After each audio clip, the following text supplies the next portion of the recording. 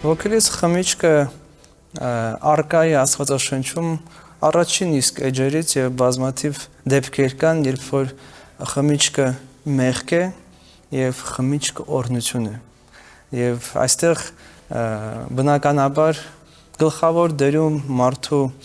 կամքն է եւ մարդու բարեշահումը կամ չարաշահումը խմիչքով, որտեվ Աստծո ստեղծվածից ամեն ինչ բարի է։ Պողոս Առաքյալը Տիմոթեոսին ուղղված առաջին նամակում ասում է, որ բոլոր ստեղծվածները բարի են, երբ որ ամեն ինչ սրբվում է Աստծո խոսքով եւ աղոթքով։ Առակած գիրքը մեզ ասում է, որ գինին ուրախացնում է մարդու սիրտը եւ դրա լավագույն վկայությունը Հիսուս Քրիստոսի կյանքն է եւ Հիսուս Քրիստոսի հրաշքները։ Հիշում եք, որ առաջին հրաշքը, որ Քրիստոս գործեց Կանայի հարսանիքում, ջուրը դարձրեց գինի, դրանով իսկ ցույց տալով իր վերաբերմունքը գինու նկատմամբ։ Եթե Աստված դեմ լիներ ոգելից խմիչքների, ապա կարծում եմ, որ առաջին հրաշքը պիտի լիներ հակառակ։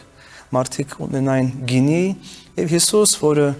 դեմ է խմիչքի, որտեղ գինին շատ մեծ քանակով էր պահանջվում, նա գինին կսարքեր ջուր, ցույց տալով իր աստվածային զորությունը, բայց Հիսուս դա չարեց։